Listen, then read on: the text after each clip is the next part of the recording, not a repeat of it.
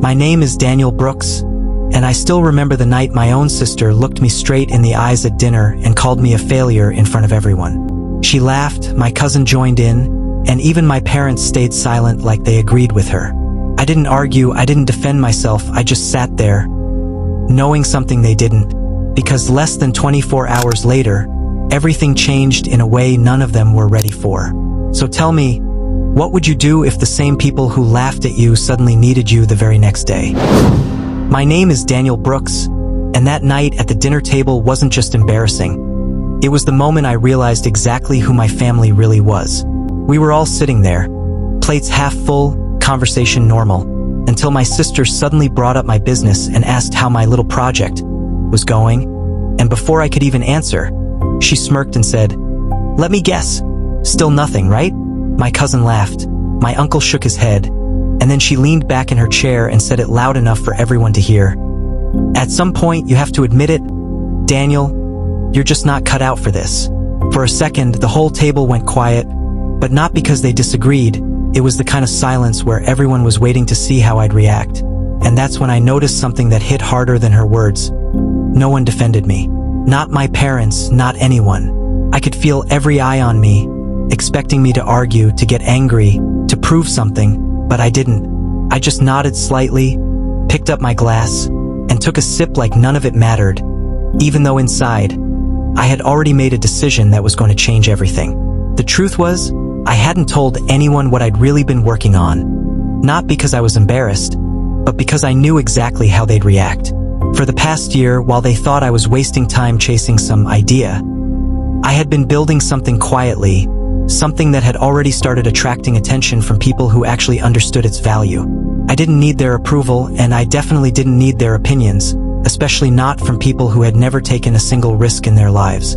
That night, after dinner ended and everyone went back to their usual routines, my sister stopped me near the door and said, almost casually, "You should really think about getting a stable job. This isn't working."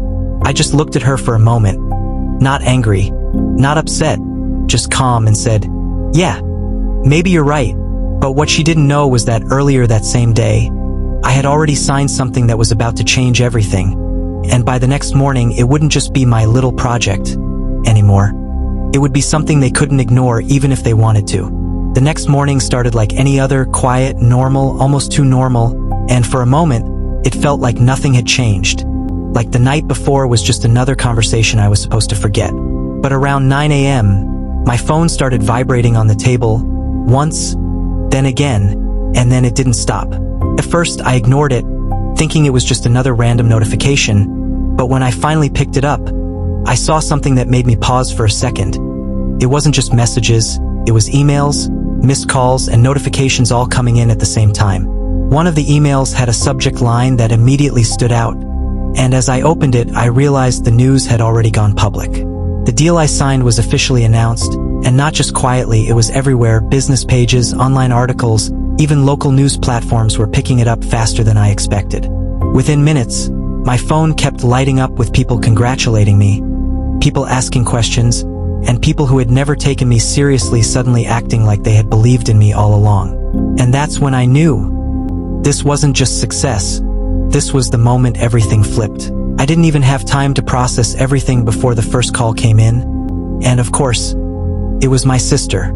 I stared at her name on the screen for a second, almost amused by how quickly things had changed. And then I answered.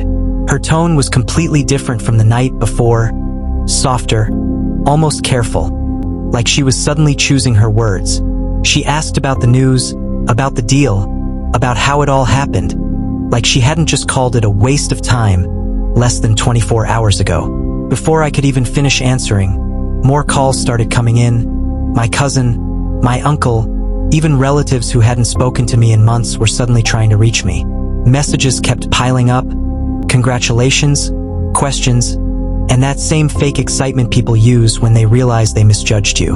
And then my mother texted me, asking if I could come over for dinner again that night, like nothing had happened, like the words from the night before didn't exist anymore. That's when I realized something important. It wasn't just that they were surprised. They were already trying to reposition themselves, trying to act like they had been on my side all along, and the way everything shifted so fast made one thing very clear.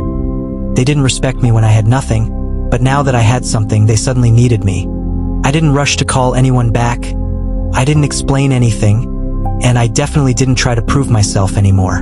Instead, I let the calls go unanswered for a while and just watched how quickly their tone changed with every new message. It went from casual curiosity to urgency, from simple questions to almost desperate attempts to get my attention, like they suddenly realized they were no longer in control of the situation. Later that evening, I decided to go to that same house again, the same dining table, the same people, but this time everything felt different. The moment I walked in, the energy had shifted, conversation stopped, eyes turned toward me, and suddenly I wasn't the failure sitting quietly in the corner anymore. My sister stood up first, smiling like nothing had ever happened, asking me how I'd been, like we didn't have that conversation the night before. I looked at her for a second, calm, composed, and then I took my seat without saying much. They started asking questions, one after another, trying to understand the deal, the numbers, the opportunity, but I didn't rush to answer. Because for the first time, I wasn't the one trying to be heard. They were. And that shift, that quiet moment where they were waiting on me instead of the other way around, that was the part they didn't expect. The questions kept coming, but I could tell none of them really cared about the details. They cared about what it meant for them now. My sister finally leaned forward, her tone softer than I had ever heard it before, and said, "I didn't know it was this serious. You should have told us." For a moment, I just looked at her, not angry, not emotional, just steady, because that sentence alone said everything about how they had seen me all along. I let a few seconds pass before I answered, not rushing, not trying to impress anyone, just being honest. I told her, "I tried to talk about it before. You just didn't listen." The table went quiet again, but this time it was different, heavier, like the weight of that truth finally landed on everyone at once.